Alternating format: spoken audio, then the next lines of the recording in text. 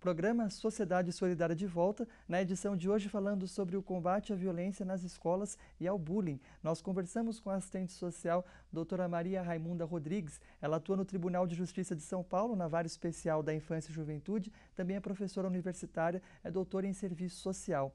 No bloco anterior, a senhora já explicava para a gente como funciona esse processo da justiça restaurativa. Queria que explicasse como que é uma vez que um jovem, por exemplo, ele passa a ser escolhido, a ter a necessidade de participar de um processo como esse. Como é que ele funciona? Quais são as etapas desse processo para que ele efetivamente consiga ter o aprendizado que é esperado dele ao final desses encontros? Entendi. O processo, ele está dentro de um auto processual, ou seja, o adolescente ele tem que se envolver num ato infracional dentro da escola e geralmente esses atos, uma ameaça, por exemplo, a direção, o professor, faz um boletim de ocorrência e esse boletim de ocorrência é encaminhado para o Ministério Público. O Ministério Público analisa a intensidade desse conflito, representa ou não o menino, ou seja, pode dar remissão, perdão para o adolescente, mas se o promotor considerar que é um ato infracional, mesmo de caráter psicológico, mas que tem o efeito de se reproduzir, de gerar outras coisas negativas, ele encaminha, ele representa o garoto, o adolescente, para o juiz, na vara de conhecimento, e o juiz identifica a necessidade do adolescente participar de um círculo restaurativo ou então uma medida socioeducativa. Nós tivemos um caso muito interessante no Tribunal de Justiça, assim, que mobilizou muito a equipe de um adolescente que entrou com um BO de tentativa de homicídio. Então, tentativa de homicídio não é baixo potencial ofensivo, é gravíssimo. Mas, quando ela entra, o juiz percebeu, teve a sensibilidade para perceber que aquela menina, aquela adolescente, ela passava por uma perturbação muito grande na sala de aula da sua classe, né? E ela sofreu um bullying de classe social. Era uma escola de classe média alta e essa adolescente ela era bolsista. E ela era filha do pipoqueiro, que trabalhava há mais de 30 anos na escola, e em função dessa relação do De pai, muito proximidade, né? tempo, ela conseguiu essa bolsa. Só que ela não conseguia alcançar a classe no sentido dos passeios, o consumo, e a classe zombava dela porque ela tinha roupas puídas ou então porque não fez as viagens de férias para Disney. E um belo dia essa moça levou um canivete. Ao ser zombada, ela tira o canivete e ela acaba machucando a outra colega. Então, essa garota ela foi convidada a fazer o círculo restaurativo, né? E nós conversamos também com a ofensora, porque na justiça restaurativa é uma coisa interessante. Às vezes o ofendido, na verdade, o ofensor, ele já é o ofendido.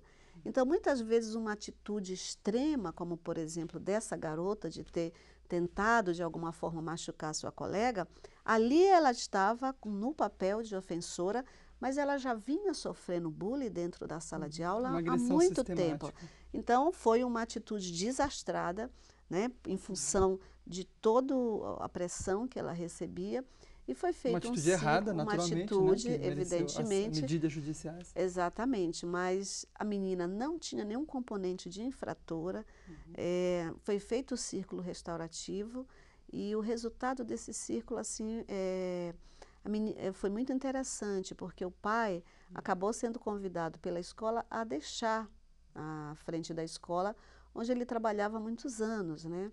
Porque passou para a escola que a menina era potencialmente uma homicida, né?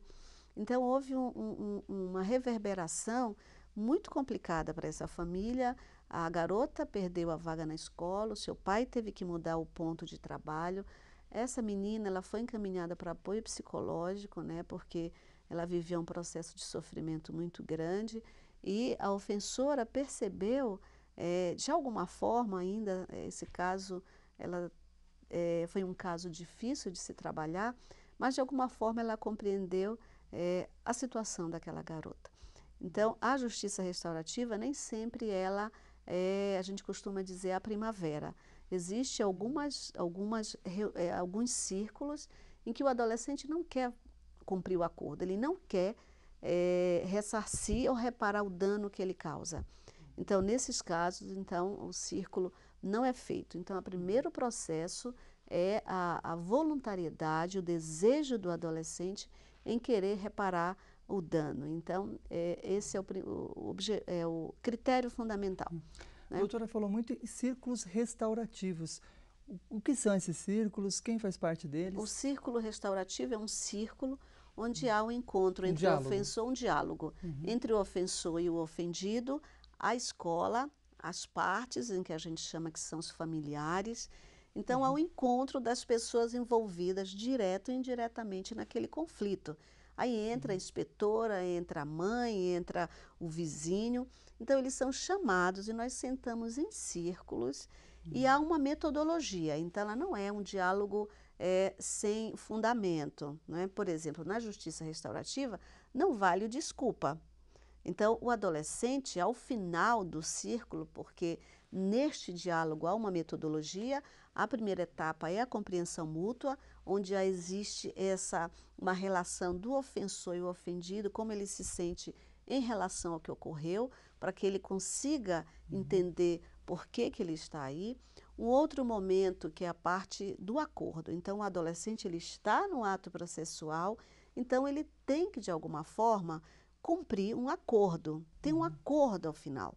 Ou seja, se pichou o muro da escola, ressarcir isso como uma forma também de pintar novamente a escola, fazer um trabalho com os alunos da escola. Então, ele tem que mostrar um movimento de alguma forma reparar.